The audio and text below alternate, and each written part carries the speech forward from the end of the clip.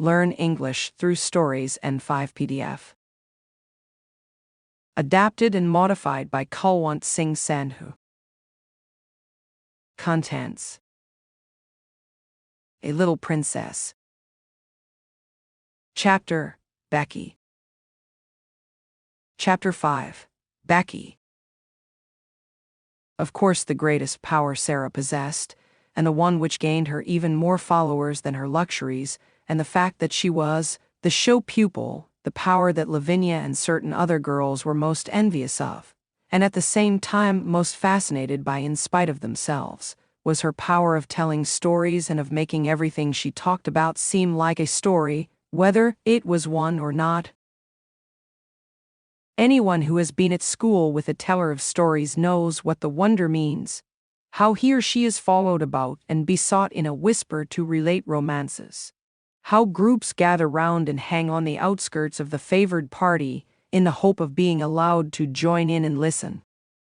Sarah not only could tell stories, but she adored telling them. When she sat or stood in the midst of a circle and began to invent wonderful things, her green eyes grew big and shining, her cheeks flushed, and, without knowing that she was doing it, she began to act and made what she told lovely or alarming by the raising or dropping of her voice, the bend and sway of her slim body, and the dramatic movement of her hands. She forgot that she was talking to listening children.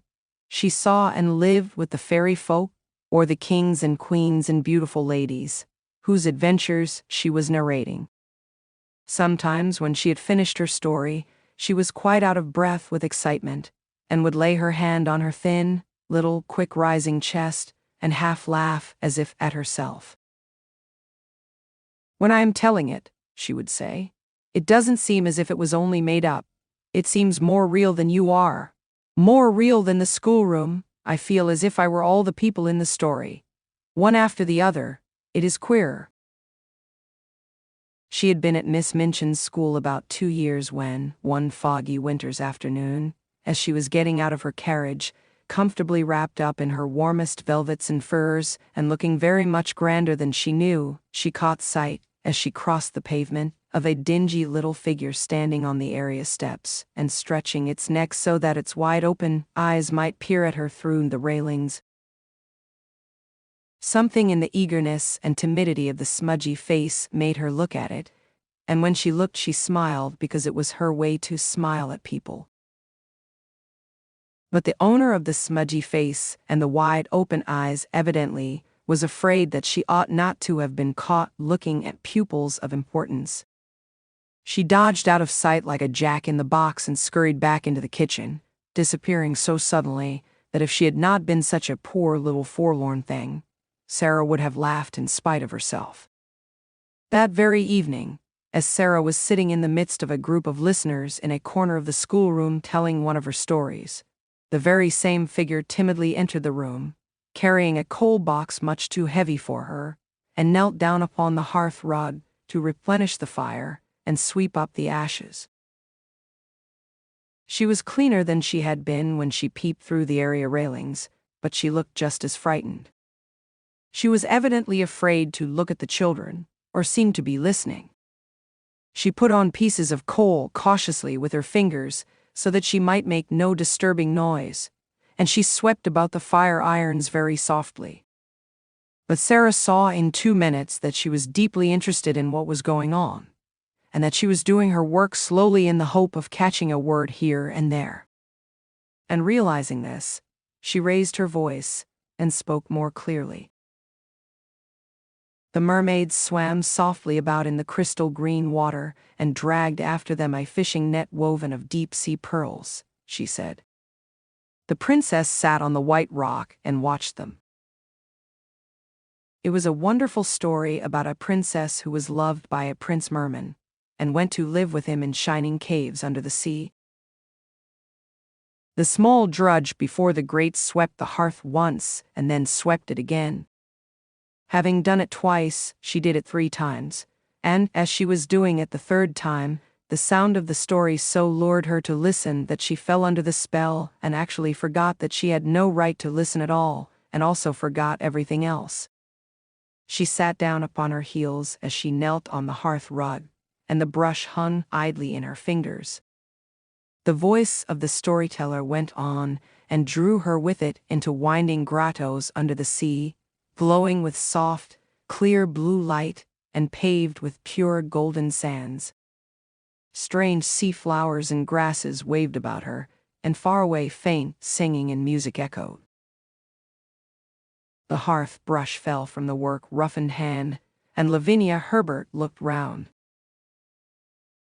"That girl has been listening," she said. The culprit snatched up her brush and scrambled to her feet. She caught at the coal box and simply scuttled out of the room like a frightened rabbit. Sarah felt rather hot-tempered. "I knew she was listening," she said. "Why shouldn't she?" Lavinia tossed her head with great elegance. "Well," she remarked, "I do not know whether your mamma would like you to tell stories to servant girls, but I know my mamma wouldn't like me to do it." "My mamma," said Sarah, looking up. "I don't believe she would mind in the least. She knows that stories belong to everybody." "I thought," retorted Lavinia, in severe recollection, "that your mamma was dead. How can she know things?" "Do you think she doesn't know things?" said Sarah, in her stern little voice. Sometimes she had a rather stern little voice. "Sarah's mamma knows everything," piped in Lottie. "So does my mamma, 'cept Sarah is my mamma at Miss Minchin's. My other one knows everything. The streets are shining, and there are fields and fields of lilies, and everybody gathers them. Sarah tells me when she puts me to bed."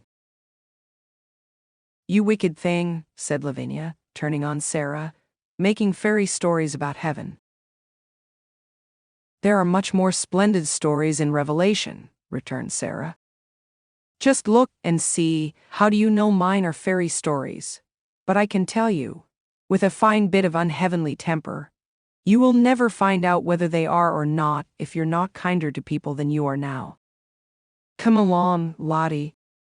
And she marched out of the room, rather hoping that she might see the little servant again somewhere, but she found no trace of her when she got into the hall. "Who is that little girl who makes the fires?" she asked Marriott that night. Marriott broke forth into a flow of description. "Ah, indeed," Mademoiselle Sarah might well ask. She was a forlorn little thing who had just taken the place of scullery maid, though, as to being scullery maid, she was everything else besides. She blacked boots and grates, and carried heavy coal scuttles up and down stairs, and scrubbed floors and cleaned windows, and was ordered about by everybody. She was 14 years old, but was so stunted in growth that she looked about 12. In truth, Marriott was sorry for her. She was so timid that if one chanced to speak to her, it appeared as if her poor, frightened eyes would jump out of her head. "What is her name?" asked Sarah, who had sat by the table, with her chin on her hands, as she listened absorbedly to the recital. Her name was Becky. Marriott heard everyone below stairs calling, "Becky, do this," and "Becky, do that," every 5 minutes in the day. Sarah sat and looked into the fire, reflecting on Becky for some time after Marriott left her. She made up a story of which Becky was the ill-used heroine. She thought she looked as if she had never had quite enough to eat. Her very eyes were hungry. She hoped she should see her again, but though she caught sight of her carrying things up or down stairs on several occasions, she always seemed in such a hurry and so afraid of being seen that it was impossible to speak to her. But a few weeks later, on another foggy afternoon, when she entered her sitting room, she found herself confronting a rather pathetic picture. In her own special and pet easy chair before the bright fire, Becky, with a coal smudge on her nose and several on her apron, with her poor little cap hanging half off her head and an empty coal box on the floor near her, sat fast asleep, tired out beyond even the endurance of her hard-working young body. She had been sent up to put the bedrooms in order for the evening. There were a great many of them, and she had been running about all day. Sarah's runes she had saved until the last. They were not like the other runes, which were plain and bare. Ordinary pupils were expected to be satisfied with mere necessaries. Sarah's comfortable sitting room seemed a bower of luxury to the scullery maid, though it was, in fact, merely a nice, bright little room. But there were pictures and books in it, and curious things from India. There was a sofa and the low, soft chair. Emily sat in a chair of her own, with the air of a presiding goddess, and there was always a glowing fire and a polished grate. Becky saved it until the end of her afternoon's work, because it rested her to go into it, and she always hoped to snatch a few minutes to sit down in the soft chair and look about her, and think about the wonderful good fortune of the child who owned such surroundings, and who went out on the cold days in beautiful hats and coats one tried to catch a glimpse of through the area railing. On this afternoon, when she had sat down, the sensation of relief to her short, aching legs had been so wonderful and delightful that it had seemed to soothe her whole body, and the glow of warmth and comfort from the fire had crept over her like a spell, until, as she looked at the red coals, a tired, slow smile stole over her smudged face, her head nodded forward without her being aware of it, her eyes drooped, and she fell fast asleep. She had really been only about 10 minutes in the room when Sarah entered, but she was in as deep a sleep as if she had been, like the Sleeping Beauty, slumbering for 100 years. But she did not look, poor Becky, like a Sleeping Beauty at all. She looked only like an ugly, stunted, worn-out little scullery drudge. Sarah seemed as much unlike her as if she were a creature from another world. On this particular afternoon she had been taking her dancing lesson, and the afternoon on which the dancing master appeared was rather a grand occasion at the seminary, though it occurred every week. The pupils were attired in their prettiest frocks, and as Sarah danced particularly well, she was very much brought forward, and Marriott was requested to make her as diaphanous and fine as possible. Today, a frock the color of a rose had been put on her, and Marriott had bought some real buds and made her wreath to wear on her black locks. She had been learning a new, delightful dance in which she had been skimming and flying about the room, like a large rose-colored butterfly, and the enjoyment and exercise had brought a brilliant, happy glow into her face. When she entered the room, she floated in with a few of the butterfly steps, and there sat Becky, nodding her cap sideways off her head. "Oh," cried Sarah softly when she saw her. "That poor thing." It did not occur to her to feel cross at finding her pet chair occupied by the small, dingy figure. To tell the truth, she was quite glad to find it there. When the ill-used heroine of her story wakened, she could talk to her. She crept toward her quietly and stood looking at her. Becky gave a little snore. "I wish she'd waken herself," Sarah said. "I don't like to waken her, but Miss Minchin would be cross if she found out. I'll just wait a few minutes." She took a seat on the edge of the table and sat swinging her slim, rose-colored legs and wondering what it would be best to do. Miss Amelia might come in at any moment, and if she did, Becky would be sure to be scolded. "But she is so tired," she thought. "She is so tired." A piece of flaming coal ended her perplexity for her that very moment. It broke off from a large lump and fell onto the fender. Becky started and opened her eyes with a frightened gasp. She did not know she had fallen asleep. She had only sat down for one moment and felt the beautiful glow, and here she found herself staring in wild alarm at the wonderful pupil, who sat perched quite near her, like a rose-colored fairy with interested eyes. She sprang up and clutched at her cap. She felt it dangling over her ear, and tried wildly to put it straight. Oh, she'd got herself into trouble now with a vengeance. To have impudently fallen asleep on such a young lady's chair. She would be turned out of doors without wages. She made a sound like a big breathless sob. Oh, miss, she stuttered. I arst your pardon, miss, oh, I do, miss. Sarah jumped down and came quite close to her. Don't be frightened, she said, quite as if she'd been speaking to a little girl like herself. It doesn't matter the least bit. I didn't go to do it, miss, protested Becky. It was the warm fire, and me bane so tired it ways and impertions. Sarah broke into a friendly little laugh and put her hand on her shoulder. You were tired, she said. You could not help it. You are not really awake yet. How poor Becky stared at her. In fact, she had never heard such a nice, friendly sound in anyone's voice before. She was used to being ordered about and scolded and having her ears boxed. And this one, in her rose-colored dancing afternoon splendor, was looking at her as if she were not a culprit at all, as if she had a right to be tired, even to fall asleep. The touch of the soft, slim little paw on her shoulder was the most amazing thing she had ever known. Ain't yer angry, miss, she gasped. Ain't yer goin' to tell the missus? No, cried out Sarah. Of course I'm not. The woeful fright in the coal-smutted face made her suddenly so sorry that she could scarcely bear it. One of her queer thoughts rushed into her mind. She put her hand against Becky's cheek. Why, she said, we're just the same. I am only a little girl like you. It's just an accident that I am not you, and you are not me. Becky did not understand in the least.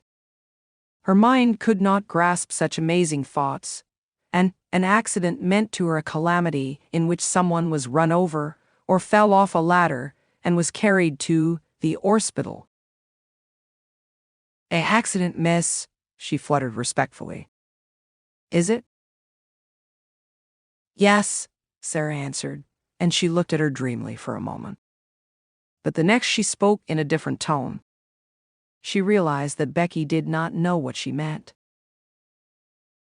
Have you done your work? She asked. Can you stay here a few minutes? Becky lost her breath again.